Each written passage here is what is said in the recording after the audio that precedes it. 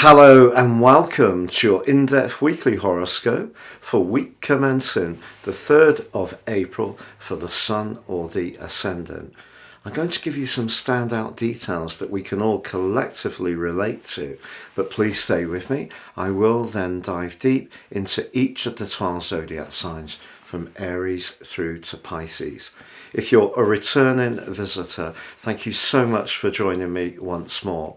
If you're new here, it's great to have you with us, and I'd be honoured if you'd subscribe. Please click or tap on the bell notification symbol. This is very much a community, so please share any thoughts you have. I do interact with each one. So as we come into this new week, Mercury, the planet of communication, which rules the sign of Gemini, but also the sign of Virgo, where its influence is much more to do with precision. Its move into Taurus is asking us to grapple with the foundations in our lives, especially the ones to do with everyday finance, I feel. But the second house energy of Taurus is also about how we feel about ourselves, our self-worth and our values. But it's clashing with the mighty but tiny Pluto almost straight away. So Monday through to Wednesday could see some tensions around a group situation or around a closer relationship where our values may not align quite as closely with somebody else, perhaps as much as we thought they had done, or any differences that have been there can come to the surface, can be revealed. Pluto often keeps things out of sight, so there could be some revelations in this early part of the week. But there's also, from Tuesday to Saturday, Mercury actually forges a very constructive link to Saturn. So if we can tap in to past experiences, knowledge and instincts, our instincts, in a positive way, that can help us to make the most of our resources. Also, Saturn is linking brilliantly this week to Mars, with both Mars in Cancer and Saturn in Pisces, two water signs. I think the provocative energy of Mars, it's not at its best in Cancer, of course, it's in a full.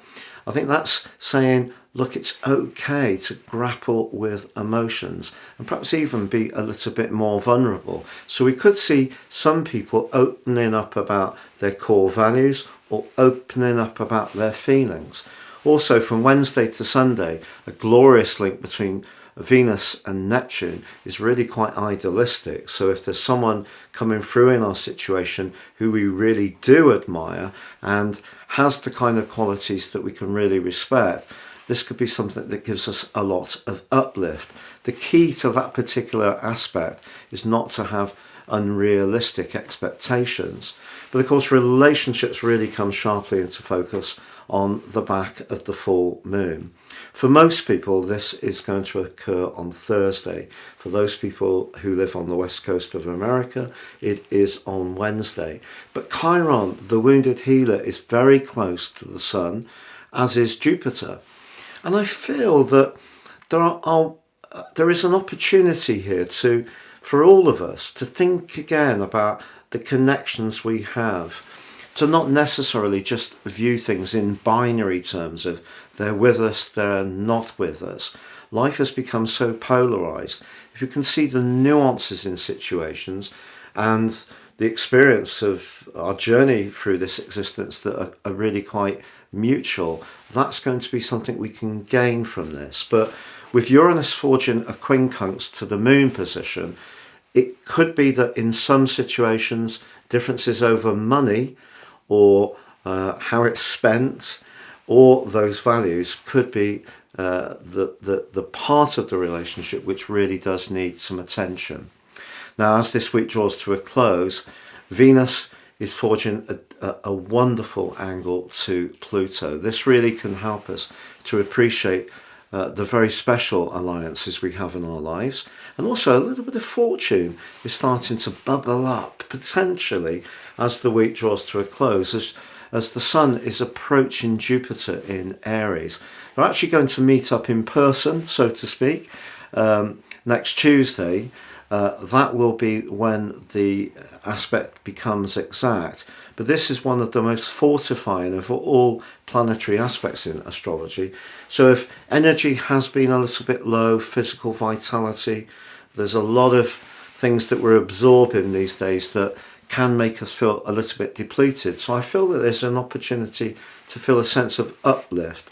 But overall, this is a week which is asking us to engage with feelings and also the reality of our everyday resources and our need for security, and just feed that into how we're thinking about our need to get our own way, very Aries energy, against how we need to collaborate and connect to others, that Libran full moon.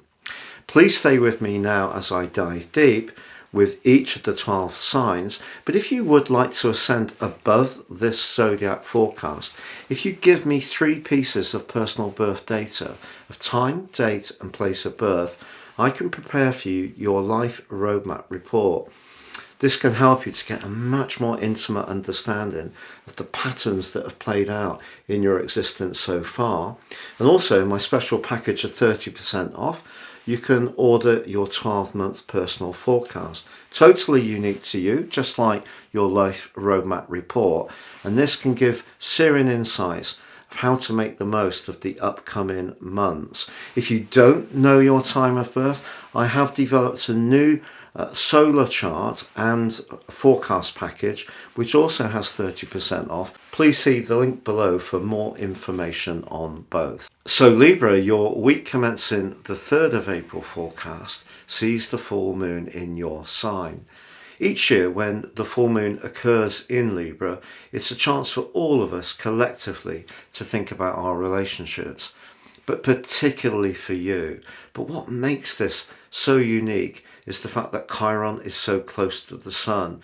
If you feel wounded by past relationships or a lack of respect has been shown for how much you've inputted into situations, or there are people who haven't recognized just how attentive and supportive you are, I feel that the next couple of weeks could be a time to reset, recalibrate in a very positive way.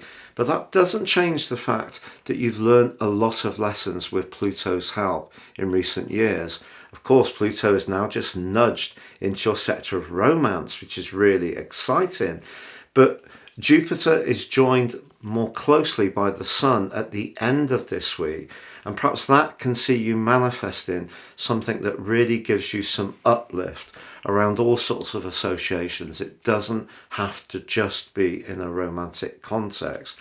And of course, they come into an exact alliance on the 11th, just as Venus, the planet of relating, moves into your sister air sign of Gemini, which will give you even more desire to get what you feel you rightly deserve when it comes to your closest affiliations. So that particular full moon, or this particular full moon this year, does have some gifts laden on it which you can use. It can be an alchemy that you can work with, but it's all about remembering to keep setting your boundaries. And of course, with Mercury moving out of your sector of relating at the start of this week, it's not what people have been saying recently that really matters, it's what they really mean. So it's the subtext. So do analyse some recent conversations at the start of this week, because I feel that that is going to be very illuminating. But in terms of a professional situation, Mercury is the planet of commerce. Saturn is very businesslike and very much to do with structures, can be to do with authority. So the link between Mercury and Saturn, Tuesday through Saturday, can be very good if you do need to discuss a deal, a work opportunity. Saturn is now in the part of your horoscope to do with being very dedicated, going through processes in a very disciplined way, but the link between those two can work well for you.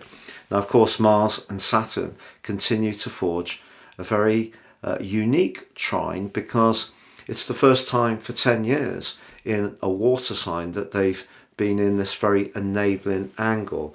So Saturn in house 6, Mars for you in the part of your horoscope that's very much to do with achieving greater visibility and having greater confidence in terms of your professional interactions. So if you want to apply for a job, you want to do a presentation, you want to gain more respect within the organisation that you're existing in at the moment, I think this combination gives you more heft. I can't promise it will give you everything you want, but it will give you more gravitas, which is very useful, because I feel that all Libran people suffer from the same thing. Being a little bit easygoing around the edges means that some people can see that as a signal to get everything they want from that Libran energy, but not necessarily have quite enough respect for it. But Venus, the ruler of your sign, is in a magical link with Neptune, which goes from Wednesday through to Sunday, and then forges a very dynamic link with Pluto as this week draws to a close. It is disassociate, because obviously Pluto just into Aquarius, Venus getting towards the end of its journey through the sign of Taurus, which it also rules, of course. I feel for you, this could set up some kind of intrigue. There may be someone who's going to come into your world that actually gets you beyond those pleasantries. This could be someone who creates a real sense of excitement, and the charisma you have or they have or you jointly share, whether it's a brains trust when it comes to a business idea or it is a more romantic connection, it could be very exciting as this week draws to a close.